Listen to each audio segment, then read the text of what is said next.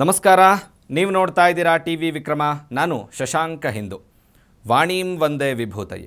ನಾವೀಗ ರಾಮಾಯಣದ ಪಾತ್ರ ಪರಿಚಯದ ಸರಣಿಕೆಯಲ್ಲಿದ್ದೀವಿ.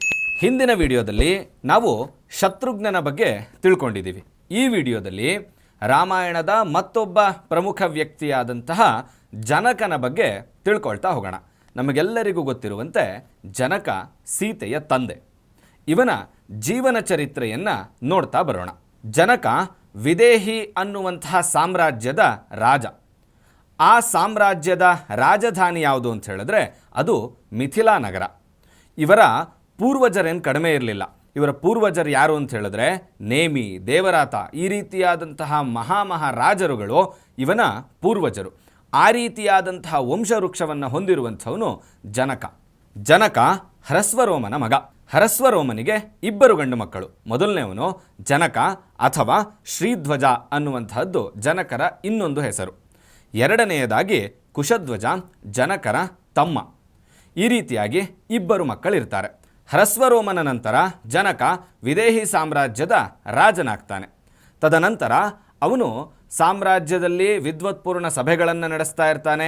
ಸಭಿಕರಿಗೆ ಮತ್ತು ಪಂಡಿತರಿಗೆ ಸರಿಯಾದಂತಹ ಗೌರವವನ್ನು ಕೊಡ್ತಾ ಇರ್ತಾನೆ. ಆಸ್ಥಾನದಲ್ಲಿ ಮತ್ತು ಸಾಮ್ರಾಜ್ಯದಲ್ಲಿ ಎಲ್ಲರೂ ಕೂಡ ನಿರ್ಭೀತಿಯಿಂದ ಸುಭಿಕ್ಷೆಯಿಂದ ತಮ್ಮ ಜೀವನವನ್ನು ನಡೆಸ್ತಾ ಇರ್ತಾರೆ. ಈ ರೀತಿಯಾದಂತಹ ಆಡಳಿತವನ್ನು ಜನಕ ಮಹಾರಾಜ ಕೊಡ್ತಾ ಇರ್ತಾನೆ. ಒಮ್ಮೆ ಇದೇ ರೀತಿಯಾಗಿ ಸಾಕ್ತಾ ಇರ್ತಕ್ಕಂತಹ ಸಂದರ್ಭದಲ್ಲಿ ಭೀಕರವಾದಂತಹ ಬರಗಾಲವೊಂದು ಅದು ವಿದೇಹಿ ಸಾಮ್ರಾಜ್ಯಕ್ಕೆ ತಗಲ್ಬಿಡುತ್ತೆ. ಆ ಸಮಯದಲ್ಲಿ ಋಷಿಮುನಿಗಳೆಲ್ಲರೂ ಸೇರಿ ಅವನಿಗೆ ಒಂದು ಸಲಹೆಯನ್ನು ಕೊಡ್ತಾರೆ. ಒಂದು ಯಜ್ಞವನ್ನು ನಡೆಸಬೇಕು. ಅಷ್ಟೇ ಅಲ್ಲದೆ ಆ ಯಜ್ಞ ಆರಂಭ ಆಗೋದಕ್ಕೆ ಮುಂಚೆ ಯಜ್ಞದ ಶುದ್ಧೀಕರಣಕ್ಕಾಗಿ ಆ ಜಾಗವನ್ನು ನೀನೇ ಸ್ವತಃ ಬಂಗಾರದ ಸುವರ್ಣದ ನೇಗಿಲಿಂದ ಅಗಿಬೇಕು ಅನ್ನುವಂತಹ ಆದೇಶವನ್ನು ಮಾಡ್ತಾರೆ. ಹಾಗೆ ಅವನು ಯಜ್ಞದ ತಯಾರಿಯನ್ನು ಮಾಡಿ ಯಜ್ಞದ ಶುದ್ಧಿಗಾಗಿ ಭೂಶುದ್ಧಿಯನ್ನು ಮಾಡ್ತಾ ಇರತಕ್ಕಂತಹ ಸಂದರ್ಭದಲ್ಲಿ ಸುವರ್ಣದ ನೇಗಿಲನ್ನು ಹೂಡಿ ಸ್ವತಃ ಜನಕನೇ ಭೂಮಿಯನ್ನು ಅಗಿತಾ ಇರತಕ್ಕಂತಹ ಸಂದರ್ಭದಲ್ಲಿ ಬಂಗಾರದ ಪೆಟ್ಟಿಗೆಯೊಂದು ಭೂಮಿಯಿಂದ ಹೊರಗೆ ಬಂದ್ಬಿಡುತ್ತೆ. ತದನಂತರ ಅದನ್ನು ತೆಗೆದಂತಹ ಸಂದರ್ಭದಲ್ಲಿ ಅದರಲ್ಲಿ ಒಂದು ಸುಂದರವಾದಂತಹ ಹೆಣ್ಣು ಮಗು ಇರುತ್ತೆ. ಅದೇ ಸೀತೆ. ಸೀತೆ ಅನ್ನುವಂತಹ ಪದದ ಅರ್ಥ ಏನು ಅಂತ ಹೇಳಿದ್ರೆ ನೇಗಿಲಿನಿಂದ ಬರುವಂತಹ ಗೆರೆಯನ್ನು ನಾವು ಸೀತೆ ಅಂಥೇಳಿ ಸಂಸ್ಕೃತದಲ್ಲಿ ಕರಿತೀವಿ. ಹಾಗಾಗಿ ನೇಗಿಲಿನ ಗೆರೆಯಲ್ಲಿ ಸಿಕ್ಕಂಥವಳು ಅನ್ನೋ ಕಾರಣಕ್ಕೋಸ್ಕರ ಸೀತೆ ಅನ್ನುವಂಥ ಹೆಸರು ಬಂತು. ಅಷ್ಟೇ ಅಲ್ಲದೆ ವಿದೇಹಿ ಸಾಮ್ರಾಜ್ಯದಲ್ಲಿ ಇದ್ದವಳು ಅನ್ನೋ ಕಾರಣಕ್ಕೋಸ್ಕರ ವೈದೇಹಿ ಅನ್ನುವಂಥ ಹೆಸರು ಬಂತು. ಅಷ್ಟೇ ಅಲ್ಲದೆ ಮಿಥಿಲಾ ನಗರದಲ್ಲಿ ಹುಟ್ಟಿದವಳಾದ್ದರಿಂದ ಅಂದರೆ ಸಿಕ್ಕಂಥವಳಾದ್ದರಿಂದ ಮೈಥಿಲಿ ಅನ್ನುವಂಥ ಹೆಸರು ಬಂತು. ಅಷ್ಟೇ ಅಲ್ಲದೆ ಜನಕನ ಮಗಳಾದ್ದರಿಂದ ಜಾನಕಿ ಅನ್ನುವಂಥ ಹೆಸರು ಕೂಡ ಬಂದಿದ್ದು. ಮುಂದುವರೆದು ಸೀತೆಗೆ ಎಲ್ಲ ರೀತಿಯಾದಂತಹ ಸಂಸ್ಕಾರಗಳನ್ನು ವಿದ್ಯೆಗಳನ್ನು ಕೂಡ ಜನಕ ಮಹಾರಾಜ ಕೊಡಿಸ್ತಾ ಬಂದಿರ್ತಾನೆ. ಅಷ್ಟೇ ಅಲ್ಲದೆ ಜನಕನಿಗೆ ಊರ್ಮಿಳಾ ಅನ್ನುವಂತಹ ಇನ್ನೊಬ್ಬಳು ಮಗಳು ಕೂಡ ಹುಟ್ಟುತ್ತಾಳೆ. ಅದಾದ ಮೇಲೂ ಕೂಡ ಸೀತೆಯನ್ನು ತನ್ನ ಸ್ವಂತ ಮಗಳಂತೆ ಅವನು ಪರಿಪಾಲಿಸ್ತಾ ಬಂದಿರ್ತಾನೆ. ಊರ್ಮಿಳಾಳಿಗಿಂತ ಹೆಚ್ಚು ಪ್ರೀತಿಯನ್ನು ಅವನು ಸೀತೆಯ ಮೇಲೆ ತೋರಿಸ್ತಾ ಇರ್ತಾನೆ. ಸೀತೆ ಯಾವಾಗ ಬೆಳೆದು ದೊಡ್ಡವಳಾಗ್ತಾಳೋ ಎಷ್ಟು ಸುಂದರವಾಗಿರ್ತಾಳೆ ಅಂತ ಹೇಳಿದ್ರೆ ಯಾರೇ ಕೂಡ ಸೀತೆಯನ್ನು ನೋಡಿದ್ರೂ ಅವಳ ಮೇಲೆ ಮೋಹಗೊಳ್ತಾ ಇರ್ತಾರೆ. ಆ ರೀತಿಯಾದಂತಹ ಸೌಂದರ್ಯ ಅದು ಸೀತೆಯದ್ದು. ಒಮ್ಮೆ ಇದೇ ರೀತಿಯಾಗಿ ಇರ್ತಕ್ಕಂತಹ ಸಂದರ್ಭದಲ್ಲಿ ಸಾಂಕಾಶ್ಯ ಅನ್ನುವಂತಹ ದೇಶದ ರಾಜ ಸುಧನ್ವ ಅವನು ಯಾವ ರೀತಿಯಾದಂತಹ ಅಹಂಕಾರಿ ಅಂತ ಹೇಳಿದ್ರೆ ತನಗೆ ಏನು ಬೇಕು ಅಂತ ಅನಿಸುತ್ತೋ ಅದನ್ನು ಎಷ್ಟೇ ಶ್ರಮಪಟ್ಟಾದರೂ ಕೂಡ ಎಷ್ಟೇ ಸಾವು ನೋವುಗಳಾದರೂ ಕೂಡ ಅದನ್ನು ಪಡೆದೇ ತೀರ್ತಿರ್ತಾನೆ. ಈ ರೀತಿಯಾಗಿರಬೇಕಾದಂತಹ ಸಂದರ್ಭದಲ್ಲಿ ಸೀತೆಯ ಬಗ್ಗೆ ಈ ಸುಧನ್ವನಿಗೆ ತಿಳಿಯುತ್ತೆ. ಅವನು ಒಂದು ಪತ್ರವನ್ನು ಬರೆದು ಜನಕ ಮಹಾರಾಜನಿಗೆ ಕಳಿಸ್ಕೊಡ್ತಾನೆ. ಅದರಲ್ಲಿ ಏನಿರುತ್ತೆ ಅಂತ ಹೇಳಿದ್ರೆ ನನ್ನ ಹೆಸರು ಸುಧನ್ವ, ನಾನು ಸಾಂಕಾಶ್ಯ ದೇಶದ ರಾಜ, ನಾನು ಅತಿ ಪರಾಕ್ರಮಿ, ಮಹಾಪರಾಕ್ರಮಿ, ನನ್ನ ಬಳಿ ದೊಡ್ಡ ಸಾಮ್ರಾಜ್ಯ ಇದೆ, ದೊಡ್ಡದಾದಂತಹ ಸೈನ್ಯ ಇದೆ. ಹಾಗಾಗಿ ನೀನು ನಿನ್ನ ಮಗಳನ್ನು ನನಗೆ ಕೊಟ್ಟು ಮದುವೆ ಮಾಡು ಅನ್ನುವಂತಹ ವಿಚಾರವನ್ನು ಬರೆದಿಟ್ಟು ಆ ಪತ್ರವನ್ನು ಜನಕ ಮಹಾರಾಜನಿಗೆ ಕಳಿಸ್ಕೊಟ್ಟಿರ್ತಾನೆ. ಆದರೆ ಜನಕ ಮೊದಲೇ ಏನು ತೀರ್ಮಾನ ಮಾಡಿರ್ತಾನೆ ಅಂತ ಹೇಳಿದ್ರೆ ಹಿಂದೆ ತನ್ನ ವಂಶ ಪಾರಂಪರ್ಯವಾಗಿ ಬಂದಿರುವಂತಹ ಶಿವಧನಸ್ಸನ್ನು ಸ್ವತಃ ಶಿವನೇ ಇವನ ಹಿಂದಿನ ಪೂರ್ವಜರಾದಂತಹ ದೇವರಾತ ಅನ್ನುವಂತಹ ಒಬ್ಬ ರಾಜನಿಗೆ ಆ ಧನಸ್ಸನ್ನು ಕೊಟ್ಟಿರ್ತಾನೆ. ಆ ಧನಸ್ಸನ್ನು ಮುಂದಿಟ್ಟು ಅದನ್ನು ಯಾರು ಎತ್ತುತ್ತಾರೋ ಅವನಿಗೆ ನನ್ನ ಮಗಳಾದಂತಹ ಸೀತೆಯನ್ನು ಕೊಡ್ತೀನಿ ಅನ್ನುವಂತಹ ತೀರ್ಮಾನವನ್ನು ಜನಕ ಮಾಡಿರ್ತಾನೆ. ಇದೇ ರೀತಿಯಾಗಿ ಈ ಪತ್ರ ಬಂದಂತಹ ಸಂದರ್ಭದಲ್ಲಿ ಜನಕ ಮಹಾರಾಜ ಪ್ರತಿಯಾಗಿ ಇನ್ನೊಂದು ಪತ್ರವನ್ನು ಬರೀತಾನೆ.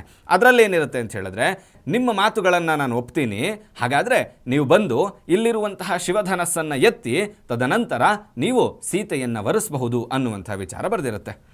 ಅದರಂತೆ ಸುಧನ್ವ ಬಹಳ ವಿಶ್ವಾಸದಿಂದ ಅಲ್ಲಿಗೆ ಬಂದಂತಹ ಸಂದರ್ಭದಲ್ಲಿ ಶಿವಧನಸ್ಸನ್ನು ಎತ್ತೋದು ಬಿಡಿ, ಅದನ್ನು ಅಲುಗಾಡಿಸ್ಲಿಕ್ಕೂ ಕೂಡ ಸುಧನ್ವನ ಕೈಲಿ ಆಗೋದಿಲ್ಲ.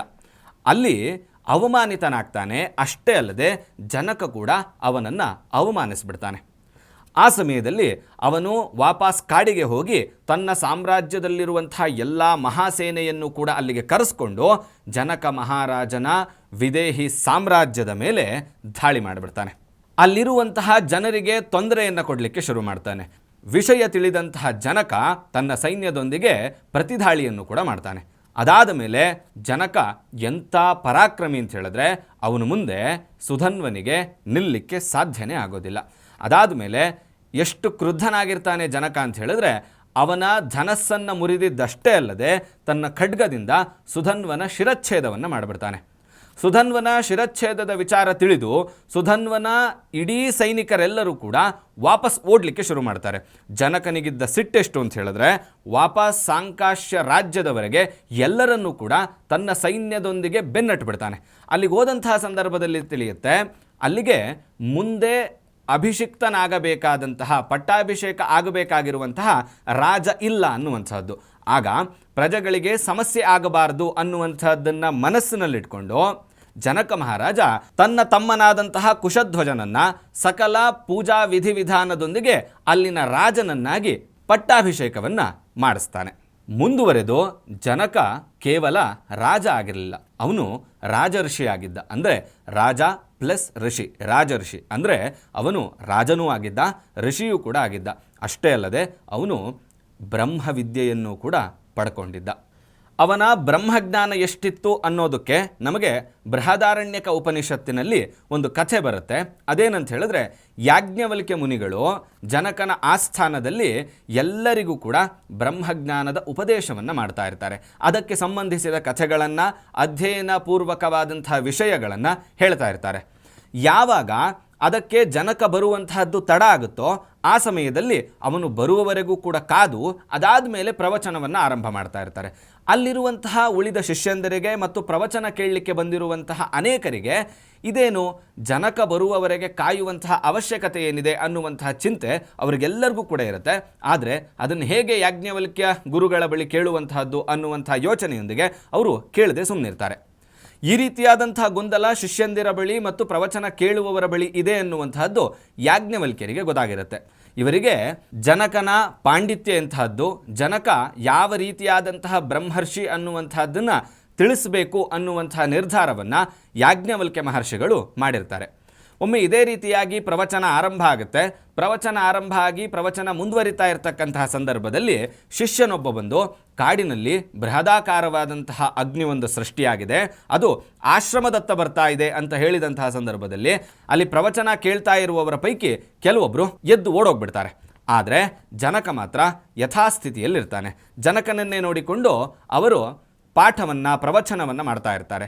ಆ ಸಮಯದಲ್ಲಿ ಮತ್ತೆ ಅದೇ ಶಿಷ್ಯ ಬಂದು ಆ ಬೆಂಕಿ ಮಿಥಿಲಾ ನಗರದ ಕಡೆ ನುಗ್ತಾ ಇದೆ ಅಂತ ಹೇಳಿದಂತಹ ಸಂದರ್ಭದಲ್ಲಿ ಎಲ್ಲರೂ ಕೂಡ ಜನಕನನ್ನು ನೋಡ್ತಾರೆ. ಆದರೆ ಜನಕ ಮಾತ್ರ ಪ್ರವಚನ ಕೇಳೋದ್ರಲ್ಲಿ ಮಗ್ನನಾಗಿರ್ತಾನೆ. ಅದಾದ ಕೆಲವೇ ನಿಮಿಷಗಳಲ್ಲಿ ಮತ್ತೆ ಅದೇ ಶಿಷ್ಯ ಬಂದು ಮಿಥಿಲೆಯ ನಗರ ಅಷ್ಟೂ ಸುಟ್ಟೋಗಿದೆ, ಅಷ್ಟೇ ಅಲ್ಲದೆ ಅಲ್ಲಿರುವಂತಹ ದೊಡ್ಡ ಅರಮನೆಯೂ ಕೂಡ ಅಗ್ನಿಗೆ ಆಹುತಿಯಾಗಿದೆ ಅಂತ ಹೇಳಿದಂತಹ ಸಂದರ್ಭದಲ್ಲೂ ಕೂಡ ಜನಕ ಸ್ವಲ್ಪವೂ ವಿಚಲಿತನಾಗದೆ ಅವನು ಗುರುಗಳ ಬಳಿಯೇ ನೋಡ್ತಾ ಇರ್ತಾನೆ.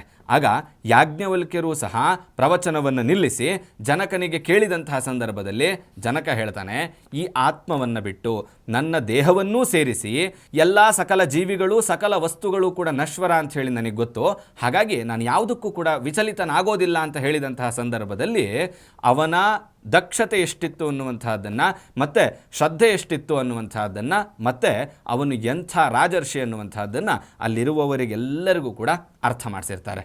ನಿಜವಾಗ್ಲೂ ಕೂಡ ಅಲ್ಲಿ ಯಾವ ಬೆಂಕಿಯೂ ಕೂಡ ಇರೋದಿಲ್ಲ. ಅದು ಇವನ ಶ್ರದ್ಧೆಯನ್ನು ತೋರಿಸ್ಲಿಕ್ಕೋಸ್ಕರ ಯಾಜ್ಞವಲ್ಕರೇ ಸೃಷ್ಟಿ ಮಾಡಿದಂತಹ ಒಂದು ಸನ್ನಿವೇಶ ಆಗಿರುತ್ತೆ. ಈ ರೀತಿಯಾದಂತಹ ದಕ್ಷತೆಯನ್ನು ಜನಕ ಹೊಂದಿರ್ತಾನೆ. ಮುಂದುವರೆದು ಪ್ರಭು ಶ್ರೀರಾಮಚಂದ್ರರು ಬಂದು ಆ ಶಿವಧನಸ್ಸನ್ನು ಎತ್ತಿದ್ದಷ್ಟೇ ಅಲ್ಲದೆ ಆ ಶಿವಧನಸ್ಸನ್ನು ಮುರಿದು ಸೀತೆಯನ್ನು ವಿವಾಹವಾಗ್ತಾರೆ.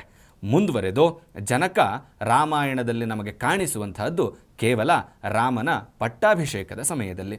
ಅದಾದ ಮೇಲೆ ಕಾಲಾಂತರದಲ್ಲಿ ಜನಕ ಮರಣವನ್ನು ಹೊಂದುತ್ತಾನೆ. ಅಷ್ಟೇ ಅಲ್ಲದೆ ಅವನು ಮೋಕ್ಷವನ್ನು ಕೂಡ ಪಡೆದುಕೊಳ್ತಾನೆ. ಇದು ಜನಕನ ಜೀವನ ಚರಿತ್ರೆ. ಮುಂದಿನ ವಿಡಿಯೋದಲ್ಲಿ ರಾಮಾಯಣದ ಮತ್ತೊಬ್ಬ ಶ್ರೇಷ್ಠ ವ್ಯಕ್ತಿಯ ಜೀವನ ಚರಿತ್ರೆಯನ್ನು ತಿಳ್ಕೊಳ್ಳೋಣ. ಅಲ್ಲಿವರೆಗೂ ನಿಮಗೇನನ್ನಿಸ್ತು ಕಮೆಂಟ್ ಮಾಡಿ, ಮತ್ತು ನೀವಿನ್ನೂ ಕೂಡ TV ವಿಕ್ರಮವನ್ನು ಸಬ್ಸ್ಕ್ರೈಬ್ ಮಾಡಿಲ್ಲ ಅಂತ ಹೇಳಿದ್ರೆ ಈ ಕೂಡಲೇ ಸಬ್ಸ್ಕ್ರೈಬ್ ಮಾಡಿ, ಮತ್ತು ನಮ್ಮೆಲ್ಲ ವಿಡಿಯೋಸ್ಗಳನ್ನು ಲೈಕ್ ಮಾಡಿ, ಕಮೆಂಟ್ ಮಾಡಿ ಮತ್ತು ಶೇರ್ ಮಾಡಿ. ಓಂ ತತ್ಸತ್. TV ವಿಕ್ರಮ, ದೇಶ ನಿಮ್ಮ ಕೈಯಲ್ಲಿ.